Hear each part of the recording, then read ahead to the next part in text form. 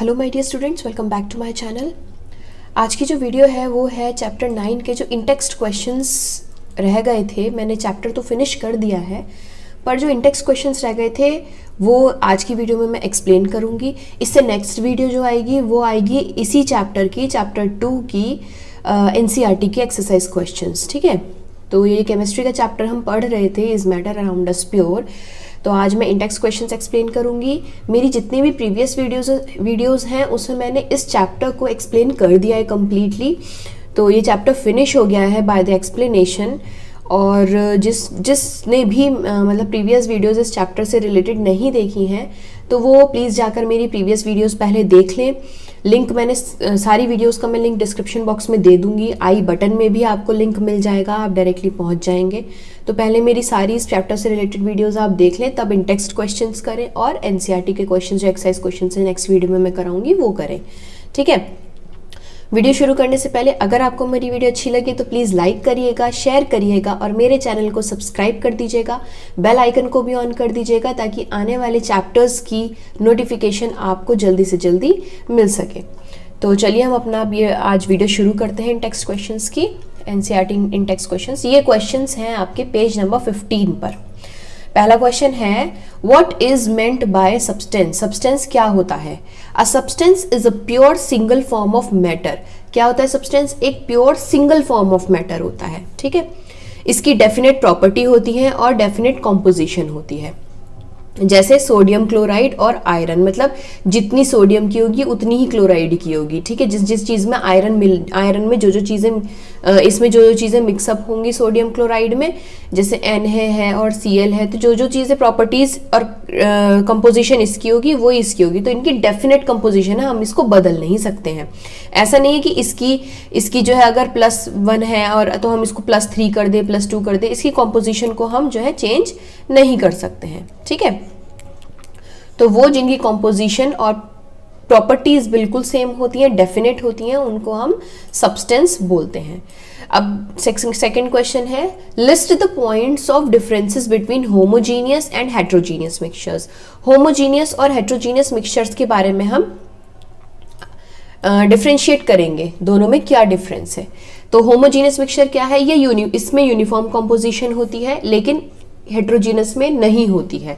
इसमें visible boundaries नहीं होती है सेपरेशन की, मतलब हमें दो चीज अगर हम 1 + 2 को मिक्स करेंगे तो हमें पता नहीं चलेगा कि क्या 1 है और क्या 2 है। हम इसको जो है एकदम से पता नहीं लगा सकते, लेकिन इसमें सारी बाउंड्रीज शो होती हैं। जैसे वाटर प्लस ऑयल, ठीक है, अगर हम इसको मिक्स करेंगे तो हमें एक सेपरेट बाउंड्री दिखाई देगी। ठीक, जैसे अगर हम ये करते हैं तो पानी ये रहा और इसके ऊपर ऑयल क्योंकि लाइट होता है तो वो ऊपर रह जाएगा पानी के, तो एक सेपरेट बाउंड्री होती है जिससे हम पता लगा सकते हैं कि क्या ऑयल है और क्या वाटर है। They consist of only 1 phase. ये एक ही फेज कंसिस्ट करता है। एक फेज का मतलब होता है देखने में ये सोल्यूशन कैसा है। जैसे आप वाटर और शुगर को मिक्स करेंगे, ठीक है, अगर आपने इन्हें मिक्स किया या सॉल्ट और पानी को मिक्स करेंगे तो क्या देखेंगे कि जब पानी और सॉल्ट में पानी में सॉल्ट मिक्स हो जाता है तो आप जब उसे रख देंगे तो आपको पता चलता है बिना टेस्ट किए कि वो क्या है, इसके अंदर वाटर में क्या मिक्स है। नहीं, क्योंकि जो चीज हम देख रहे हैं वो एक ही फेज देख रहे हैं, मिक्सचर, ठीक है, सॉल्यूशन। लेकिन जो इसमें है, इसमें एक से ज्यादा फेज दिखाई दे सकते हैं। जैसे मैंने आपको ऑयल और वाटर में बताया था, फेज 1 ऑयल भी दिखाई दे रहा है, फेज 2 वाटर भी दिखाई दे रहा है। जैसे शुगर प्लस सैंड को कर देंगे हम, शुगर के पार्टिकल्स छोटे छोटे बड़े बड़े होते हैं थोड़े से ऐसे करके, और सैंड के बिल्कुल छोटे। तो आप अगर चीनी और सैंड को मिक्स करेंगे तो पता लगा सकते हैं कि इस चीनी में मिट्टी मिली हुई है। नाउ नेक्स्ट क्वेश्चंस आते हैं हम ये पेज नंबर 18 पर हैं ये क्वेश्चंस। इसमें भी होमोजीनियस और हेट्रोजीनियस मिक्सचर के बारे में बताया है, एग्जाम्पल और ये सब मैंने, ये बिल्कुल पेज नंबर 15 का आंसर नंबर 2 की तरह है, तो सेम टू सेम आपको वही लिखना है। How are solution and suspension different from each other? Sol को हम कॉलॉइड बोलते हैं, जिसमें ट्रांसपेरेंट थोड़ा सा, मतलब ऐसे करके टिंडल इफेक्ट जिस तरह से आप पढ़ा होगा अभी मैंने जब आपको पढ़ाया था, टिंडल इफेक्ट, जिसमें अगर एक होल से या किसी भी होल से लाइट आ रही है तो ऐसे करके स्कैटर हो रही है, उसको कोलाइडल बोला जाता है। ठीक है, तो कोलॉइड यानी सॉल और सोल्यूशन और सस्पेंशन के बीच में आपको डिफरेंसेस पता लगाने की एक दूसरे से क्यों डिफरेंस है। देखो, कोलॉइड या सॉल का जो साइज होता है वो 1 nm से लेकर 100 nm तक होता है, ठीक है। सोल्यूशन का साइज जो होता है वो 1 nm होता है, यानी 10⁻⁹ m। और इसका जो सस्पेंशन का जो साइज होता है, मतलब ये इससे लेस देन होता है और 100 nm से मोर देन होता है सस्पेंशन का पार्टिकल का साइज, ठीक है। ये स्टेबल होता है, ये भी स्टेबल होता है, बट सस्पेंशन अनस्टेबल होता है। सस्पेंशन का आप एग्जाम्पल देखेंगे, जैसे पार्टिकल्स जो होते हैं वो मूव करते रहते हैं, एक जगह सेटल डाउन नहीं होता। अगर आप उसको मिक्स करके छोड़ दो कोई भी सॉल्यूशन को, तो कुछ क्या होता है ना, नीचे बैठ जाती है, भारी चीज हल्की ऊपर हो जाती है। लेकिन सस्पेंशन में ऐसे नहीं होता। सस्पेंशन में पूरे सॉल्यूशन में चीजें जो है वो, पार्टिकल जो है वो मूव करते रहते हैं, इसलिए अनस्टेबल होते हैं। जो सॉल होता है उसमें जो बीम ऑफ लाइट होती है वो स्कैटर कर जाती है, लेकिन सॉल्यूशन और सस्पेंशन सॉल्यूशन में नहीं करती और सस्पेंशन में भी कर जाती है, ठीक है। Solute particles pass through filter paper. Sol में सॉल्यूट पार्टिकल्स जो होते हैं वो फिल्टर पेपर से पास हो जाते हैं, इसमें भी फिल्टर पेपर से पास हो जाते हैं, लेकिन इसमें फिल्टर पेपर से पास नहीं होते हैं। जैसे एग्जाम्पल है आपका सॉल का milk of magnesia, mud, milky glass, coloured gemstones, blood, smoke, milk, ठीक है। और इसका सॉल्यूशन का है सॉल्ट सॉल्यूशन, पानी और सॉल्ट का मिक्सचर, शुगर सॉल्यूशन, पानी शुगर का mixture.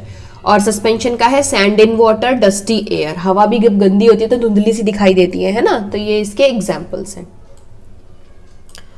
Question number 3, to make the saturated solution 36 gram of sodium chloride is dissolved in 100 gram of water at इतने temperature 293 Kelvin temperature. Find its concentration at this temperature. एक saturated solution बनाना है जिसमें sodium chloride 36 gram of sodium chloride को 100 gram of water में mix करना है और उसका टेम्परेचर कितना होना चाहिए 293 केल्विन। फिर उसका कंसंट्रेशन आपको निकालना है। तो सबसे पहले एज यूजुअल क्वेश्चंस में जो दिया होता है पहले हम उसको लिखते हैं। तो गिवन दिया हुआ है मास ऑफ सॉल्यूट, सॉल्यूट हमारा है सोडियम क्लोराइड, जो चीज मिक्स करी जाती है वो है 36 ग्राम। सोडियम क्लोराइड मतलब NaCl मतलब सॉल्ट, ठीक है। अब आपको मास ऑफ सॉल्वेंट दे रखा है, यानी जिस चीज में कोई सॉल्यूट मिक्स करना है, वाटर, वो है 100 ग्राम, ठीक। सॉल्यूशन क्या निकालेंगे, पहले हम पूरा सॉल्यूशन निकालेंगे, सॉल्यूट और सॉल्वेंट को मिलाकर। अभी तो सॉल्यूट और सॉल्वेंट ही तो निकाला है, बट सॉल्यूशन भी तो निकालना है, जब भी तो कंसंट्रेशन निकलेगा। तो जब सॉल्यूशन निकालेंगे तो हम 36 को 100 ग्राम में प्लस कर देंगे तो 136 पूरा सॉल्यूशन निकल जाएगा सोडियम क्लोराइड और वाटर को मिक्स करने के बाद। अब कंसंट्रेशन जब निकालेंगे तो उसका फॉर्मूला होता है mass of solute divided by mass of solution into 100। मतलब जो सॉल्यूट आपने मिक्स किया है और उसका सॉल्यूशन जो बन के आया है उसका मास मल्टीप्लाई बाय 100। तो 36 divide by 136 into 100 is answer होगा 26.47%। तो कंसंट्रेशन इतनी निकल के आ गई। अब आते हैं पेज नंबर 24 वाले क्वेश्चंस पे, ठीक है, जो पेज नंबर 24 पे है। पहला क्वेश्चन है how will you separate a mixture containing kerosene and petrol, difference in their boiling points is more than 25 degree, which miscible with each other. आपको केरोसिन और पेट्रोल को आपको पहली बात तो अलग करना है, ठीक है, और फिर उसके बाद आपको बताना है कि कौन सा मिसिबल है इनमें से। A mixture of kerosene and petrol which are miscible, ठीक है, जो मिसिबल हैं एक दूसरे में can be separated by distillation. Distillation process से हम केरोसिन के और पेट्रोल के मिक्सचर को निकाल सकते हैं। कैसे? सबसे पहले यहाँ पर मैंने इमेज के साथ साथ ये बताऊंगी, ये रही, ठीक है। क्या करेंगे, take a mixture of distillation flask, ये रहा डिस्टिलेशन फ्लास्क, इसमें ये वाला जो है गोल गोल सा देख रहे हो, इसमें आप केरोसिन और पेट्रोल का मिक्सचर ले लीजिए, ठीक है। Fit it with a thermometer, इसके ऊपर ये थर्मोमीटर आप फिक्स कर देंगे, ठीक। ये है दे रखा है आपका थर्मोमीटर, क्योंकि इसमें क्या करना है, आपको टेम्परेचर भी मेंटेन करना है, ठीक है। हीट द मिक्सचर स्लोली, ये बर्नर है तो इसमें क्या करना है, आपको धीरे धीरे करके इस मिक्सचर को हीट करना है। पेट्रोल वेपराइजेस फर्स्ट, क्योंकि पेट्रोल जो है वो लाइट है, मतलब पेट्रोल जो होता है वो सबसे पहले वेपर हो जाता है as it has lower boiling point, क्योंकि उसका बॉइलिंग पॉइंट लोअर होता है, वो धीमी आंच पे भी एकदम बॉईल होना शुरू हो जाता है।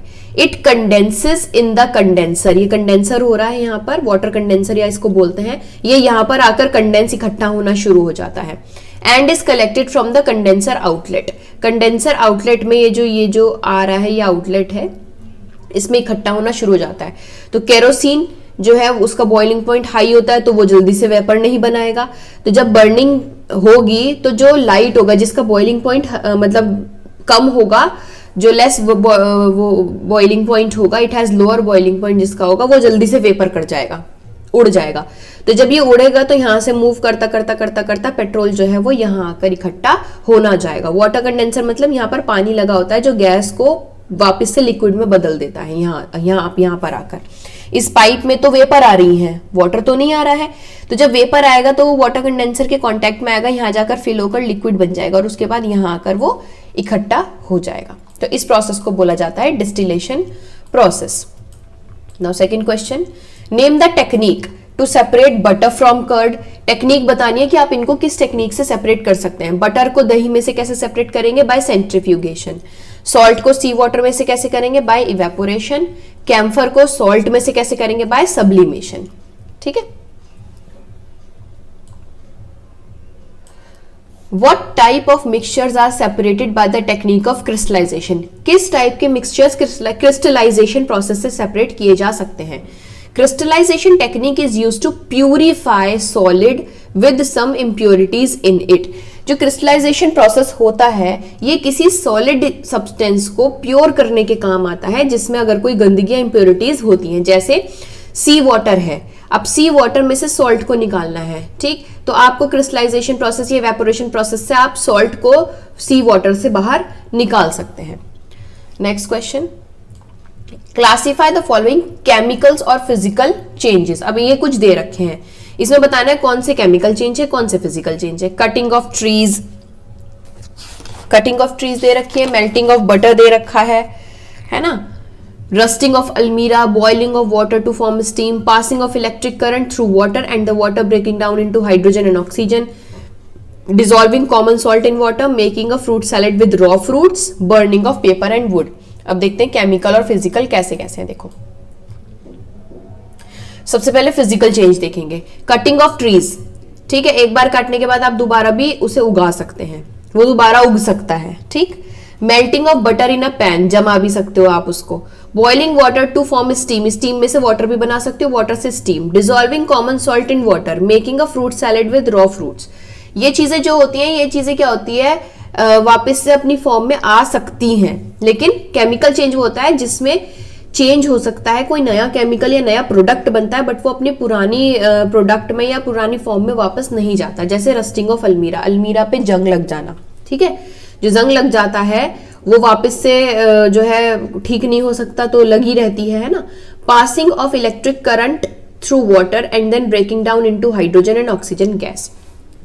Burning of paper and wood, अगर लकड़ी पेपर को आप जला दोगे तो वापस से पेपर तो नहीं बन जाएगा, है ना, तो ये केमिकल चेंज हो गया। और इनमें से गैसेस भी निकलेंगी, जैसे इसमें से निकली, ठीक है, इलेक्ट्रिक करंट पास करने पर पानी में तो उसने हाइड्रोजन और ऑक्सीजन गैस रिलीज कर दी, तो निकल गई गैस, तो कोई नया केमिकल बन गया, इस वजह ऐसे। Now second question, try segregating the things around you as pure substance और मिक्सचर्स। आपके चारों तरफ या आपके आसपास आप जो देखते हैं सब्सटेंसेस, आपको बताना है कि वो प्योर हैं या मिक्सचर हैं। देखो पानी, ब्रेड, शुगर और गोल्ड, ये तो प्योर सब्सटेंस है जो बेसिकली आप यूज करते हैं, और भी एग्जांपल्स हो सकते हैं, ये हमारे एग्जांपल्स थे।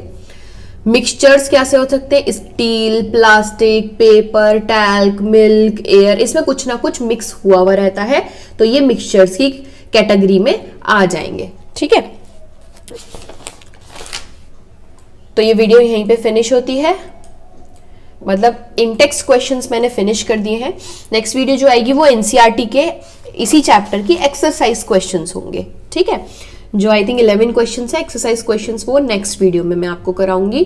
तो अगर आपको इनमें से कोई क्वेश्चन समझ में ना आया हो तो आप कमेंट करके मुझे बता दीजिएगा, और अगर मेरी वीडियो अच्छी लगे तो लाइक करिएगा, शेयर करिएगा, चैनल को सब्सक्राइब कर दीजिएगा, बेल आइकन को ऑन कर दीजिएगा ताकि आने वाली वीडियोस की नोटिफिकेशन आपको मिल सके। प्रीवियस वीडियोस को जरूर से जरूर देख लीजिएगा, लिंक आपको नीचे डिस्क्रिप्शन में मिल जाएगा। तो आज की वीडियो के लिए बस इतना ही, मिलती हूँ मैं अपनी नेक्स्ट वीडियो में। Thank you for watching.